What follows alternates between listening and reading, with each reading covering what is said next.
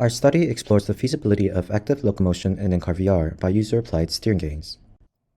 The increasing conversion from drivers to passengers has allowed the exploration of VR as entertainment sources for passengers and vehicles, referred to as in-car VR.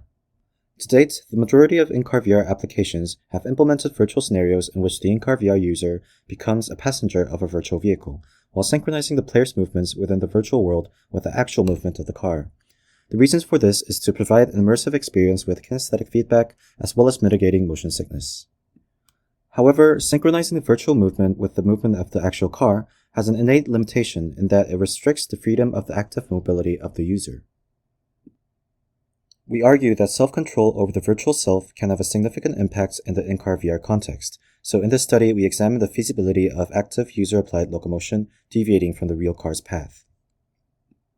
To quantify the degree in which the user-controlled virtual movement diverges, we introduce a new metric called steering gains. Inspired from existing techniques applied in redirected walking, we define steering gain as the degree of deviation of the virtual car's circular curved route compared to the real car's straight route.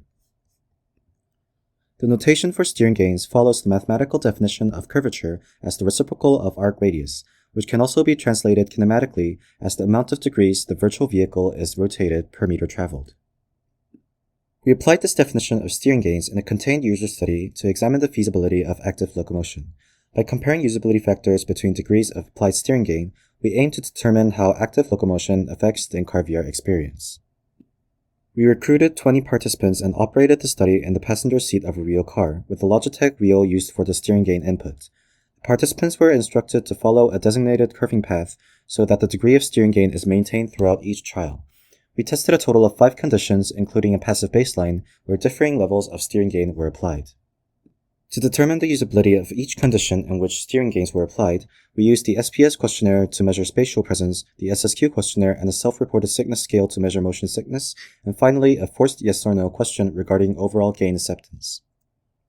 The results for these measures are as follows. We found that user-applied steering gains improved spatial presence to an extent, which we deduced to be caused by the sense of control over the user's own movements. However, we also found that when the level of steering gain becomes too high, spatial presence decreases due to the widening gap of visual vestibular inconsistency. Regarding measures of sickness and gain acceptance, quantitative measures all point to the condition with maximum steering gain as the point in which usability drastically decreases due to increased sickness. Coupled with the aforementioned results, we were able to determine that active locomotion by applied steering gains is feasible within a certain threshold, allowing for the user to have a degree of control over their movement without significantly harming usability.